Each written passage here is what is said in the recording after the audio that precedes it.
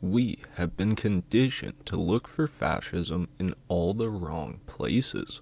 When most people hear that word, their minds immediately drift to the 20th century. They picture the 1930s, the goose-stepping armies, the overt military parades, the single-party state, and the shouting dictator on a balcony. Because they don't see that exact aesthetic on their morning commute, they assume we're safe. They believe the comforting narrative that our democratic institutions are holding strong. However, fascism didn't disappear after World War II. It adapted. It went digital. It got a corporate makeover, and it realized a profound truth about human psychology. An iron fist works a whole lot better when it's wrapped in a velvet glove of convenience, consumerism, and calculated distraction. If you want to see what modern fascism looks like, you have to stop looking at history books and start looking at the immediate reality around you. Historically, totalitarianism required an immense, visible, and expensive physical apparatus to maintain compliance. It needed a secret agent on every block, an informant in every apartment building, and physical checkpoints at every border. Today, the infrastructure of total control is built quietly in the background of our ordinary lives, and it doesn't need to brandish a weapon to get us to comply.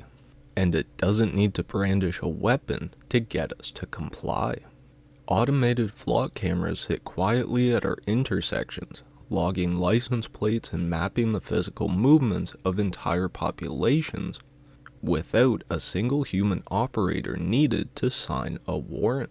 Massive windowless data centers hum on the outskirts of our cities, consuming entire power grids.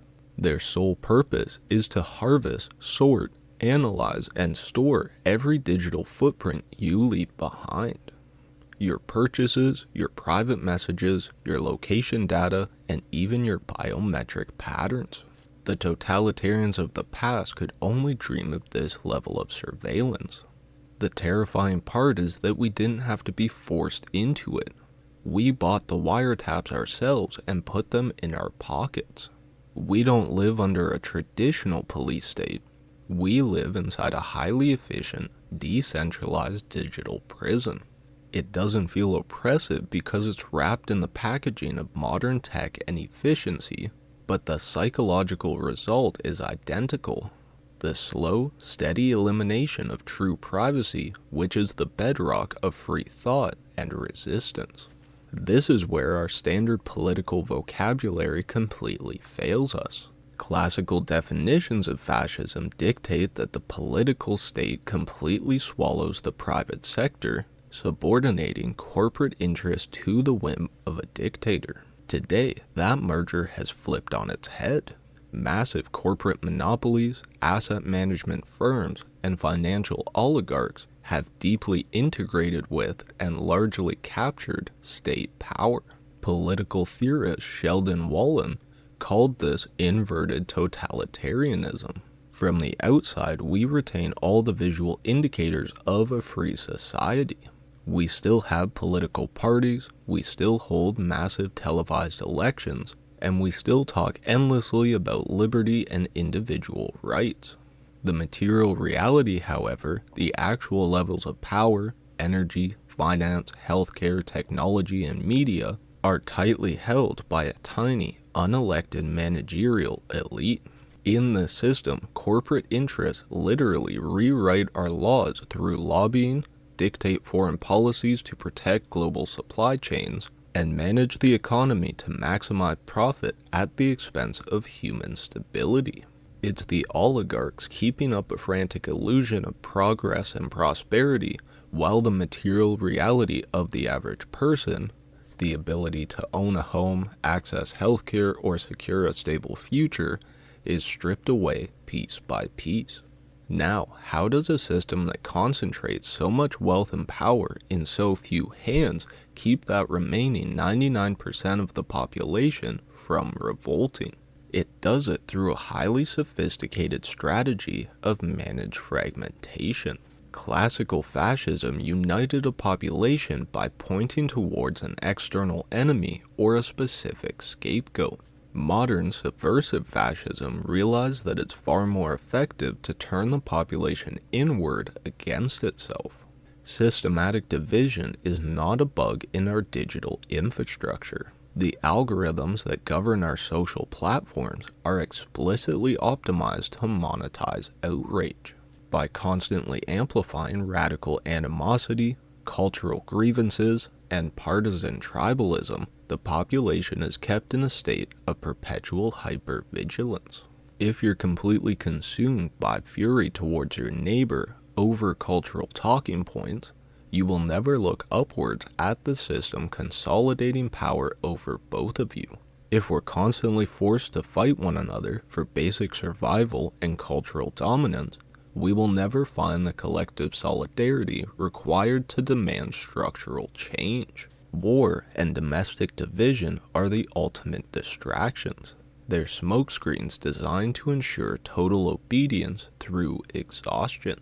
For decades, the dominant narrative has been that the antidote to authoritarian creep are liberalism, institutional norms, and strict pacifism. We're told that we can vote our way out of structural tyranny, or that we can debate our way into a fairer society.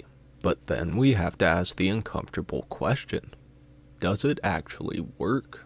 How do you meaningfully debate a system when the ruling elites own the very platforms you're using to hold the debates? How do you peacefully reform an economic and political structure that feeds entirely on your ongoing cooperation, compliance, and labor?